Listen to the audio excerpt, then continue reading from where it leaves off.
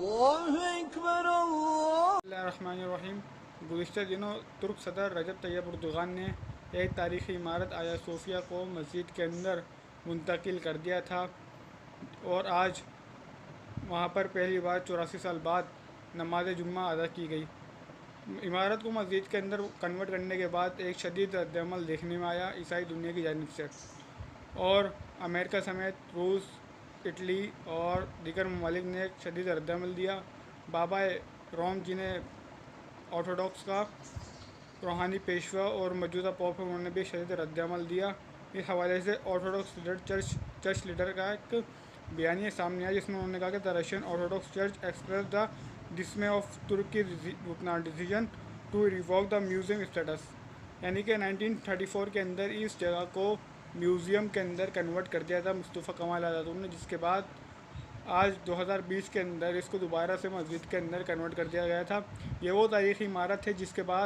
جس کو سلطان محمد فاتح نے 1453 کو قسطنطنیہ کے فتح کے بعد اس کو مسجد کے اندر کنورٹ کیا تھا، اور یہ وہی جگہ تاریخی مسجد ہے جہاں پر انہوں نے نماز ظہر ادا کی تھی۔ اس جگہ کے بارے میں کہا جاتا ہے کہ سلطان محمد فاتح رحمۃ اللہ علیہ نے اس کو عیسائی آرتھوڈاکس سے باقاعدہ طور پر خرید لیا تھا، اور اس حوالے سے ترک یعنی کہ تاریخی دستاویزات بھی منظر عام پہ آ چکے ہیں۔ اس حوالے سے بہت سارے لوگوں نے مخالفت بھی کی، جن کے اندر ہمارے لوگ بھی شامل تھے، بالخصوص پاکستانی نمائندے علامہ سائنس اعظم فواد چودھری عرف ڈبو بھائی۔ انہوں نے بھی اس کار خیز کے اندر اپنا حصہ ڈالتے ہوئے اس معاملے کی دبے لفظوں کے اندر مخالفت کی، جو کہ انہوں نے ٹویٹر پہ ان کی منافقت عیاں ہو گئی۔ بعد ازاں جو لوگ اس معاملے کی مخالفت کر رہے ہیں کہ ایک تاریخی عمارت کو، ایک چرچ کو، ایک سابقہ کلیسا کو مسجد میں کنورٹ کیے جانا ہزاروں لاکھوں عیسائیوں کی دل آزاری ہے، یہ مذہبی آزادی کے خلاف ہے۔ تو میرے بھائی، میرے دو دوستوں، جو آپ چند تصویریں ملاحظہ فرما رہے ہیں اپنے اسکرین کے اوپر، یہ ان مساجد کی جن ماضی کے اندر تقریباً 19ویں صدی 20ویں صدی کے اندر چرچ کے اندر منتقل کر دیا گیا تھا۔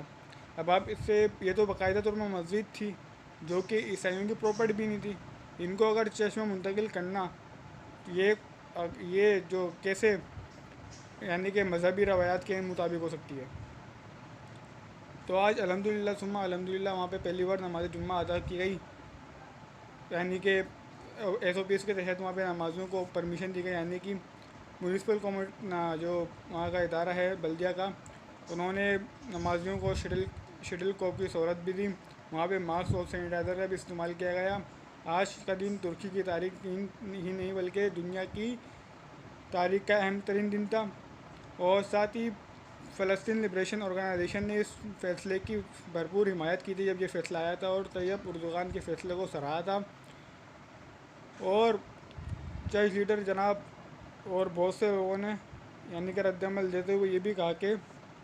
یہ، جیسے کہ میں نے آپ کو پہلے بتایا کہ یہ مذہبی روایات کے سخت خلاف ہے۔ یونیسکو، جسے ہم یونائٹڈ نیشن ہیریٹیج کمیٹی کا کہتے ہیں، یعنی کہ یہ جو عالمی ایک ادارہ ہے جو کہ دنیائی ورثے کو کور کرتا ہے، اس نے کہا کہ world review Hagia Sophia status seeing it as what regrettable that the Turkish decision we will not the subject to dialogue nor negotiation beforehand, یعنی کہ ترکی کہہ رہا ہے کہ ترکی نے اس کو کنورٹ کرنے سے پہلے مذاکرات تک نہیں کیا۔ اب ان سے یہی بات کہا جائے کہ جو چیز ہماری ہے ہم اس کو حاصل کرنے کے لیے کیسے مذاکرات کریں اور کیوں مذاکرات کریں۔ ساتھ ہی رجب طیب اردوغان نے ڈونٹ ٹاک بات یہ کی تھی کہ یہ ہمارا ذاتی معاملہ ہے، اس کے اندر کسی کو پرمیشن نہیں ہے کہنے کی۔ تو دوستوں، آج کا دن اہم تھا دنیا کی تاریخ کے اندر اور ترکی کی تاریخ کے اندر کہ ایک تاریخی عمارت جسے سلطان محمد فاتح نے مسجد کے اندر کنورٹ کیا تھا، اس کو باقاعدہ طور پہ عیسائیوں سے خریدا تھا، اس کو واپس مسجد کے اندر کنورٹ کر دیا۔ بہت بہت شکریہ، اللہ حافظ، اپنی دعاؤں میں یاد رکھیے گا، فی امان اللہ۔